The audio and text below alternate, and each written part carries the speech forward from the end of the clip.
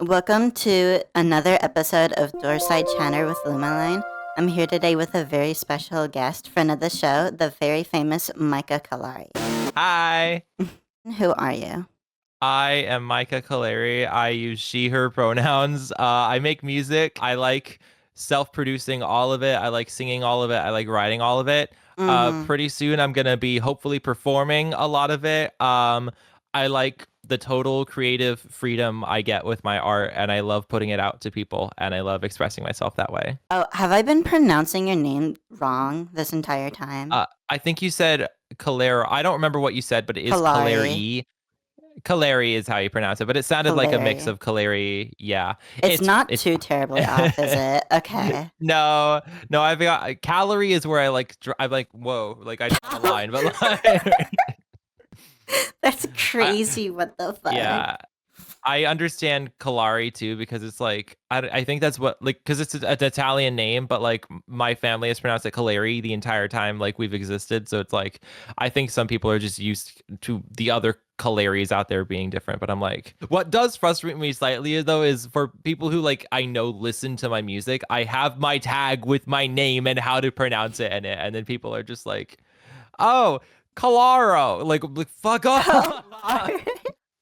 Tell me about the story behind making your most recent album, The Sometimes. So the album before that was the Deconstruction Movement. That album was extremely personal to me. A lot of anecdotal storytelling of my own personal life and my own experiences with it. And a lot of that album was about moving forward and change. And then that change didn't happen. The main big catalyst for a lot of change in my life has been moving out of Florida. And I didn't get to do that for like a solid extra year than I hoped I would. So to kind of distance myself from the hell that was my life at the time, I was like, I'm going to make an album that is fictional. I'm going to make an album that is about my feelings and my vibes rather than anything personal. So I made the Sometimes, which in my opinion is a very dark, but a very freeing album. I would say it's a lot of themes of like escapism while also like being trapped in like oneself, like and stuff like that. And like I like wrote a whole bunch of lore for it and stuff, and I was like, ooh, maybe I'll like extend past that. But then like the album came out and I was like,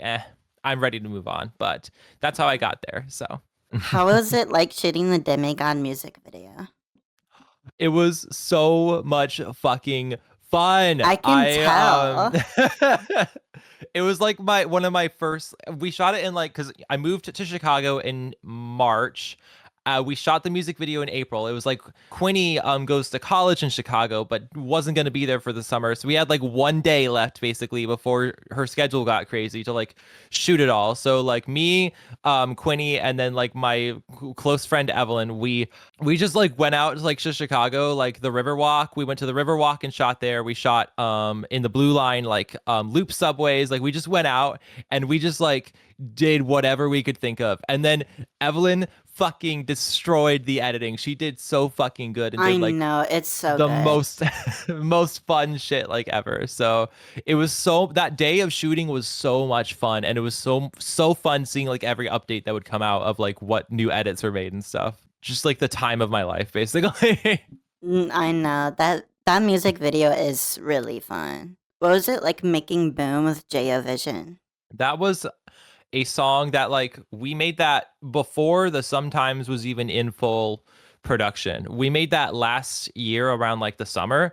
Everything except the first verse was done, and I just kind of sat on it because I was like, this isn't ready to come out. And then I moved to Chicago, which is going to be something I say a lot because it's helped a lot of good things happen. I revisited the song. I re-recorded the first verse, made it new, and then I was like, this is done. I could just fucking drop this. So I made the cover, I uploaded it, and then like a week later it was out. It was really fun. Jo It's Vision so killed the verse good. too. Yeah, J.O. Vision's such a good collaborator. I can't even lie. Yes. I love so much about his verse. It's so good. That I think that song has gotten stuck in my head so much. I I'm can't so even happy lie. for you. It has not gotten stuck in my head as much, but I'm happy for you. 80% of the reasons why I've streamed that song is because, like, damn, this is stuck in my head. I have to listen to it. Gotta satiate the autism. I've been there. That's the only way to relieve my earworms because like it just gets stuck there for eternity. The song that's doing that right now is fucking Crank by Slater. I Oh my need that song like god. playing in my head always. It Oh got my me. I god. again, I do HRT shots and I struggle with them. That song gets me through my HRT shots right now. I like fucking like put it on and then I like inject myself to the drop. It's the craziest, most fun feeling ever. That's crazy. Tell me about Pikmin. Pikmin. Oh my God. I have been a huge fan of Pikmin for like a decade. I remember like getting Pikmin 3. The craziest part is that the only Pikmin game I have finished is Pikmin 4 because I am really fucking bad at Pikmin. And I'm there for the cute creatures and I get stressed about the strategy and stuff. That's And so I say real. I say this with no shame, but Pikmin 4 is a really fucking easy game and it was really straightforward for me to enjoy. I was like, "Yay, I'm doing everything I want. I'm having fun with it." Pikmin 3, I got to the final escort boss mission. I was like, this is giving me an anxiety attack. I should not be getting an anxiety attack over fucking Nintendo games. So I stopped playing the game. I was like, yeah, I did Pikmin 3. I'm done with it.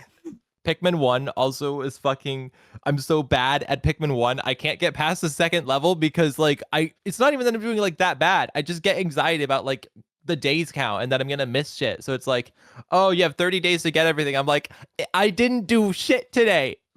It's this one specific part that pisses me off too, where it's like you need to throw Pikmin to with the bomb rocks like over, but you need to be very careful how you call them. You have to like wrap it like it's just I feel like Pikmin fans might know what I'm talking about, but also like I haven't played that game in like 2 years. But like What's the Pikmin game that's on the GameCube?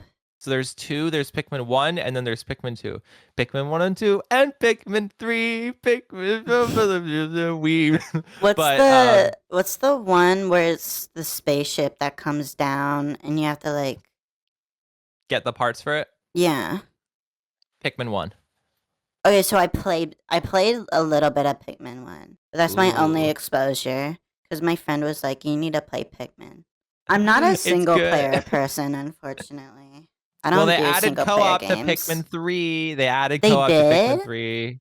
Yeah, for the Switch version. That's actually kind of fire. I should try it. I have never played it, but Your previous album, The Deconstruction Movement, has 10 features on it. Tell me about that. in my mind it has for the original version, not counting the expanded tracks, it has in my brain 14 collaborations on it because every single song save cars has some form of collaboration on it.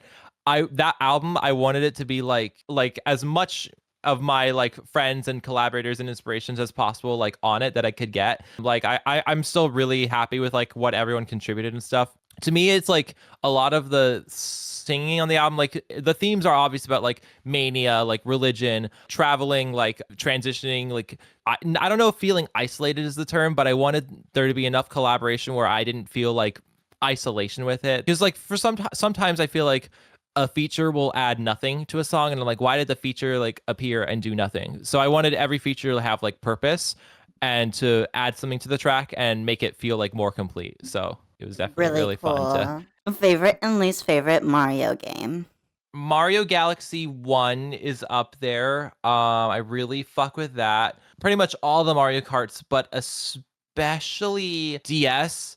But also Mario Kart DS was my first video game ever, so you can't really say, "Oh, my first video game is my favorite." Like that's that I can't say that. But My first I love video game ever is so embarrassing. what is it? Holy shit, no, I just unlocked a core memory. My first Ooh, video what's up? game is that one fuck ass like there's like this leapfrog game. I don't know if you ever had a leapfrog, but that one fuck ass game where it's this pencil guy and you have to like save this town by coloring it. That I think that was Oh my my God. first game. That I'm blanking on that one, but I do remember my sister playing a leapfrog game on like a Game Boy Advance, but I don't remember like Wait, you that could play well. leapfrogs on I um think it was the Game Boy Advance. I might be misremembering because like a lot of those like being 8 years old and playing video games memories kind of blur a little bit in my mind, yeah. but I was playing with my 3DS a lot around like winter of last year, so like that's a little like fresher in my memory than some. Fuck it, I'm just going with Mario Kart DS for my favorite. My least favorite. Can I be Scott the Woz for a second and say Mario Tennis Ultra Smash? I hope that's okay, because that game just pisses me off like nonstop. I don't know that game, so you're It's this spared on you're spared with me. it's the I have the funniest story about it. It's the Wii U Mario Tennis game. I saw the E3 trailer for it, maybe one or two trailers after that. This was like fall 2015. So I was excited for that game vaguely. And then in October of that year, I got grounded for 2.5 months. So I got to play no video games. I saw no internet. I got into making fucking comic strips because that was all I could do with my time as Oh someone who's my hyper fixated god. on video games. So then around Christmas, I'm like, oh yeah, Mario Tennis Ultra Smash is coming out. I'll ask for that for Christmas. So my first day back, January 1st from being grounded, I play Mario Tennis Ultra Smash and it's so fucking boring. It's such a bad game. It's like there's no content in it. You can be done with it in an hour and there's nothing to do outside of just fucking regular tennis, which is not how Mario Tennis is supposed to be. So What the hell? I missed like the complete lack of like I missed all the promotional stuff that really showed there was nothing to the game. So I felt so blindsided by the circumstances around that. Any hints you can drop about your next album or project? Well, November 7th this Friday, I am dropping a new single for it. So we got a song coming out. I got a song that is either out or is coming out very soon for it. The album is going to be I think it's going to be lighter cuz usually I when I make a new album or project, I not intentionally, I tend to contrast from the last one. My last album in my brain was like I was in a very dark, sad state for it, and for this album, I've been a very good still fraught with difficulties, but I've been in a very good state for the new album I've been working on. So it's not coming out 2025. Don't expect anything like that. It will be coming out next year. It's probably a little over halfway done. I just need to like lock in on like finishing it and stuff. Pester the people I'm collaborating with it because there are collaborations for this album. I know the Sometimes had no collaborations. There are quite a few collaborations on this one. So ooh, and I wouldn't expect a mega album either. It is going to be a little bit more condensed. Like, I don't even think there's going to be 10 tracks like on it. It's also going to be extremely personal to me because again, the Sometimes very detached, very storytelling concept. This album is not in my brain. Honestly, concept album can be pretty like vague in what it means, but it's not an album with like storytelling. Like obviously I'm being intentional with track placements and stuff, but I'm like these are songs. This is the album. These are It has songs. a theme, it And has like a flow and everything, but it's not like lore. it's not lower, no. It's got a pretty cool producer credit on it right now that I'm excited about it because I haven't made a non-Micah produced song in a long time. But I I got did research, and someone. your first ever album, I think, was like done by producers. I didn't start self-producing until my first EP, and I didn't self-produce an entire project until my second album.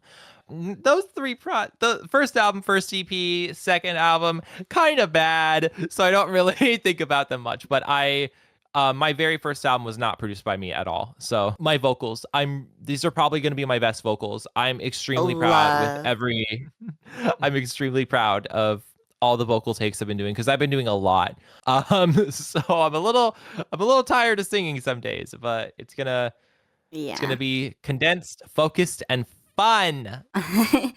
Such a deep cut because I thought it was so funny. During October 2024, you tweeted maladaptive daydreaming about showing people multi-band compressors. I don't even remember tweeting that, but yes, and I real. thought it was so funny. I think I was thinking of either just OTT or the vocal control presets in Ableton because those two, I keep coming back to those, and vocal control changed a little bit how I like process my vocals now. So I'm like, fuck yeah, fuck yeah. You're performing your first ever show on the 20th. How are we feeling? I'm so fucking excited. I need to rehearse, but I'm so fucking excited. We I'm have been probably coming, planning. by the way. Oh my God. I'm so fucking excited. We have been me and CILC Chrissy, we have been we were like this year, like because she lives like in the Chicago area. So like we've been getting to know each other like really well and stuff. We were like, we need to make a fucking show happen. So we have been trying to get this show going for months, and it's finally like just real, and we're so fucking excited. You got It's gonna be. Marshall and Flat Room. We have like a little group chat going with the four of us, and we're all excited as fuck. We're all like planning some really fun I stuff for our love sets. Flat Room. Flat Room's so cool. I've met Flat Room. So much fun to hang out with. So much. I'm so excited. I'm so fucking excited. What is your favorite Well, Nintendo console? I can't say Wii U, can I? It's Probably Wii U for me. It's got to be either Wii, but also I think 3DS, because like about a year ago I got really into modding my 3DS, so it is buried a bunch of other, but under a bunch of other stuff. But I low key like have my 3DS just like sitting out. I'm like, I've been trying to get myself to like open it up again because I haven't played video games since July. Like I like played like the tutorial level for Donkey Kong Bonanza, and then I just set the Switch down and I haven't touched anything since. So I'm like, video games are a little weird right now, but I think I gotta say like 3DS, just in general, like all the good Love memories the I have with it and stuff. 3DS. Love the I 3DS. miss Miiverse, honestly. I also miss Miiverse. I like barely used it, but like what I Yeah. remember was like really fond memories. How was it like getting in character for Amelia? Euphoric. It was extremely euphoric. Because I was in Florida. I was not on HRT yet. And do not take this as me saying that HRT is the life-saving. Okay, obviously it's life-saving, but do not take me as saying it that it is the end-all be-all for being trans. Everyone has their own experiences. It was a really hard time for me before I like got out of the rough situation. Not my parents. My parents are chill, but Florida in general is just a rough situation. I was working like a cashier job, standing like it was like putting me in pain and stuff. I like hated being around the Florida general public, and I did maybe 2 or 3 photo shoots with this dress I had thrifted from Goodwill, where I just got to get in the dress, put lipstick on, and just take photos. And it was like maybe 1 a.m., 2 a.m. at night. Everyone else in the house was asleep. I just went around my room, like set up my fucking computer ring light that I had at the time. I set that up as like the lighting for like all of it, which mind you, it's still attached to a computer and it's at my desk. So it's like just at my desk, like lighting. I got my little like I don't remember the name of it, but I got my camera just taking photos and stuff on timers. I made all the visualizer videos like in like one like spur where I tend to get ideas in my head, build them in my head, either write them down and develop them in a note, or just keep thinking about them until I do them. So I was like, I know I want to I know I want to like hold like the knife at one point. I was like, I know I want to like have the door open, like all the graininess and stuff, like slow-mo for like the nights that I got to actually just shoot that were extremely liberating, and I kind of wish I could have done more with it, but like that dress barely fit me. So I don't know if I'm ever gonna wear it again, unfortunately. But it was That's so very real. What does making a song usually look like for you? I'm usually out and about, either at work or on the train right now, listening to something, thinking about something. I go to my notes app, write down either the lyrics or just the impulses or what I'm listening to that inspires me. Sit down at the end of the day, it takes a lot of energy for me to make music. So when I do go to make music, it has to be extremely premeditated right now because I don't want to waste my time just fiddling around with like underscore stems or something like that. So I sit down, I get the vibe of what that note was, and then I build around it. Usually sequentially. So I usually start with the beginning of the song and then I just work onward from there. I never really like start in the middle of something and then build both directions or Yeah, start at the no, end. I start those at the tracks middle. never work that well for me. I have to start from the start because then I get a Yeah. bigger scope of like, I do worry. I feel like I got into a little bit of like intro creep in the past where it was like the intro would be like 4 seconds of a sample and then the real song starts and then the actual real song starts. I'm trying to intentionally step away a little bit from doing that. Like yeah, I need the song to start with me singing and the first verse rather than a "Don't Hug Me, I'm Scared" sample or something. So, which that's that's also real. fun, but Thoughts on Splatoon? I have put the most hours of almost any video game I've ever played into Splatoon 3, and it's not even Mm-hmm. my favorite Splatoon game. I have a lot of problems with that game, but I have a lot of fun with it too. I did kind of burn out of it a little bit though, because I was playing for every update that would come out. I was like playing ranked, and then I would just lost interest once the updates stopped. I was like, eh. And that kind of happened with Splatoon 2 as well, and sort of Splatoon 1, but like the music is probably my favorite like I video game know soundtracks. they know how to make those bitches like. I think my favorite in universe band is Turquoise October because it's like Ooh. it's tweaker music and I love it. I love the one from the original like story mode trailer. It's like bow boom but dum dum dum da da da da da. Like I that's like another one of my like favorites. I love Dead Fish. I love Dead Fish so fucking Love much. Dead Fish. Love 8 Ball theme. Love oh my god, Nasty Majesty. That's like one of my favorite Idol songs. I'm seeing a rising amount of like Stan Twitter edits to Nasty No, Majesty I on my was about to TikTok. comment on that. It's such a mood though. It's so good. I also love the fan lyrics of like pussy, no pussy. Love music. Love music. That I Love can't. music. Where where biggest inspiration right now. Oh my god, can I say Slater by Crank again? Crank by Slater again. um, that one's big. Let me look at what my on repeat is right now, because honestly, after I went to the fucking after show like a month ago. That was so good. I need to tap I don't into know. after. I'm not tapped in. Tap into Deep Diving. That's like their best song. Deep Diving, Outbound, the After EP, like singles and stuff, those have been like really inspiring lately. Sister by Frost Children. Oh I my didn't even love god. it. Didn't even love it on first listen, but I kept going back and it's just growing. It's like one of my favorites this year. Body to body, you can get my Get electric. more electric,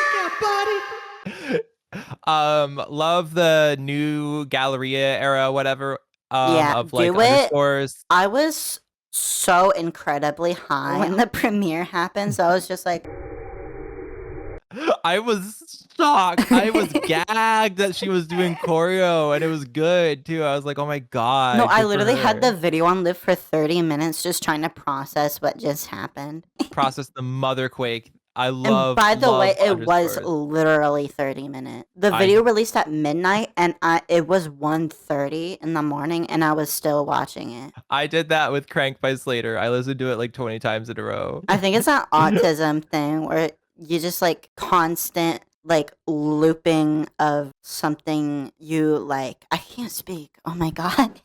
No, it's just like that feedback loop of I gotta listen to it again, I gotta hear that part again, I gotta listen to that other thing again, or just dissociating and just experiencing it over and over. Like Dude, that I get that that. single like neurodivergent symptom is the reason why all of my raps or whatever the fuck are so cooked. Because it will be just like one song that I listen to for like a month. I'm like, bruh. My Spotify Wrapped is always myself in the top 5 with maybe one other song. So I never post it because what am I gonna do? Be a fucking narcissist? Like, hi, this is my Spotify Wrapped and I like my music. Fuck you. Like, Guys, you should really check out Micah Callari.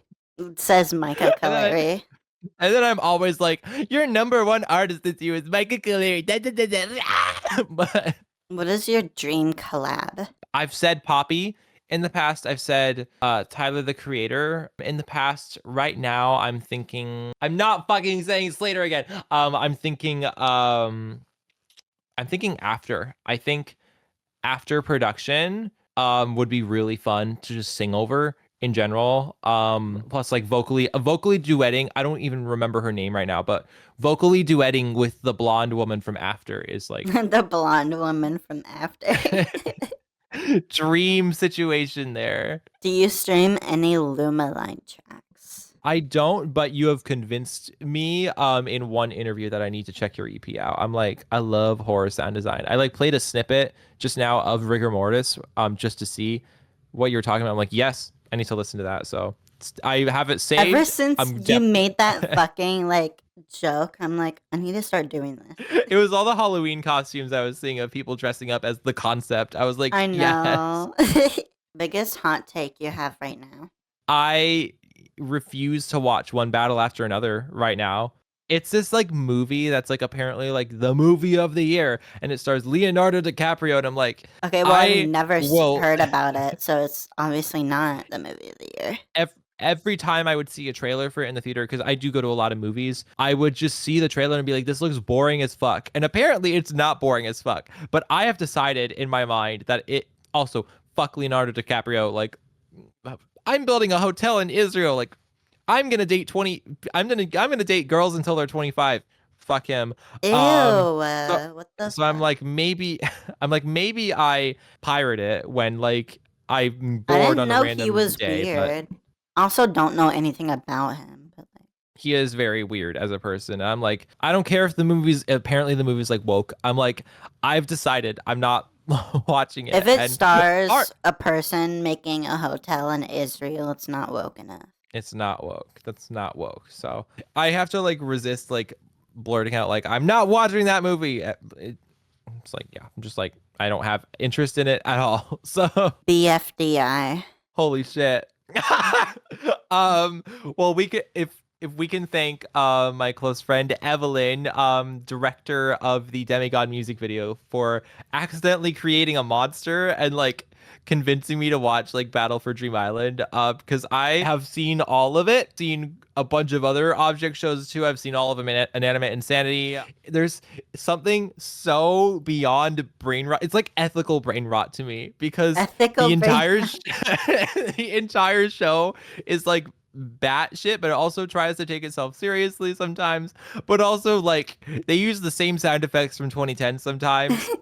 It genuinely is really funny to me. I So used to I be just like, obsessed with BFDI when I was a kid, and like oh my my god. my friend introduced me to the show. No, there's like this one Roblox game where I try to make my own BFDI, and it's like this character was a scissor, and the other one Oh was a my, saw, and you could like you were making your own object show in Roblox. I love I think it that. was called Battle for Crazy Island. It's Is it uploaded at somewhere. all?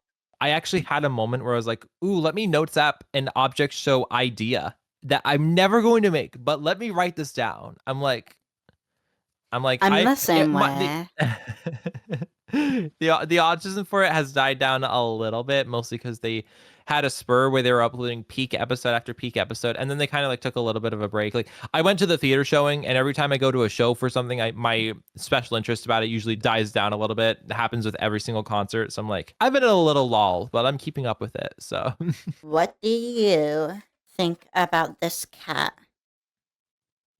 it's very cute. I love how it's positioned vertically, and I love how it like angles down It's for the supposed to paws. hold sticky notes, hence this weird thing protruding out of I its stomach. I love that. I need to write on pen and paper note more for real. Now it's time for the special question. You are the interviewer and you get to ask me any question. What is your favorite key to make music in? I'm very curious about this for a lot of people in general. I want to hear from you specifically, especially as someone who is Ooh. like, I have horror music experience. I want to hear what your favorite key is. For really beautiful, majestic songs, A minor. Ooh, The that's a relative fun major is one. C major, but I always put it in A minor. I get For that. for just general songs, I gravitate towards like G sharp or like F sharp for some reason. Ooh, those I two don't are know neat. why.